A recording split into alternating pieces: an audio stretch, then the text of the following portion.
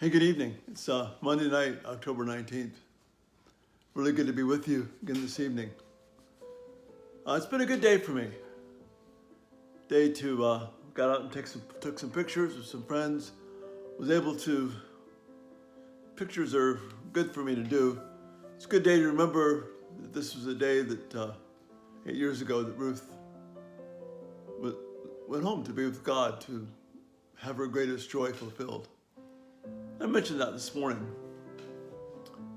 just how special that was, and I read some of her thoughts. But I want to give you a little more intimate picture, if you will, of those last 3.5 years that she lived after the diagnosis of the glioblastoma, which is a fatal brain disease, and it's the worst form of brain cancer, the most lethal. And people don't recover from it. Rarely, but they typically don't. But there were these words of Jesus which brought comfort. Jesus said that we can't even add a single hour to our lives. If we can't do this very little thing, why do we worry about all the rest? Well, that flows from the thoughts of Psalm 139. And that psalm was a comfort to us because initially Ruth was given a prognosis of maybe 3 to 7 months at most. We were fortunate enough to get to Duke, and so it wound up being 3.5 years. But during that time, there's a reality there that we face, that actually all of us face all the time, because we weren't sure how long. It could be at any time that we have left, because that's God's timing. So, but we were faced very much with every 2 months get the MRIs, different diagnoses, various ups and downs in her health.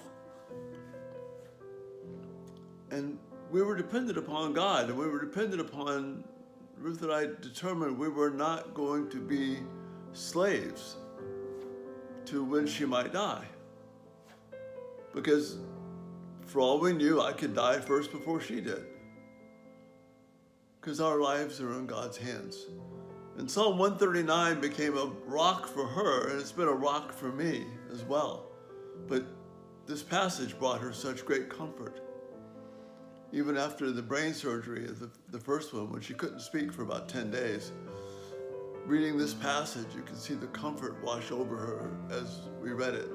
And the kids would take turns reading it to her, and Ross read it to her, again throughout the rest of her life. Again, great comfort.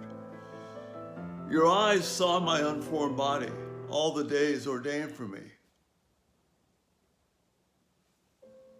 when they were written in your book, before one of them came to be. God has already got this wired and set. We don't determine, God does. So then David says, how precious to me are your thoughts, O God. How vast is the sum of them. He's comforted by this.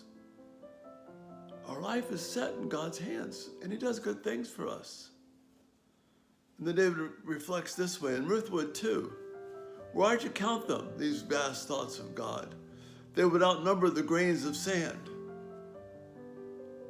Being overwhelmed. Imagine, if you've ever been to a beach and you run your hand through the sand and you see just pour through. And this is all the grains of sand. And then he ends this way. When I awake, I am still with you. Despite all these things, all these pressures of life, when I awake, I am still with you. And Ruth knew that would be true in life or in death. That when she awoke, she would be with God. And that's the peace, brothers and sisters, that you and I have this night. And that's the intimate peace that we had. Think about that this night. When you awake, you are still with him. Lord bless you this night. Good night.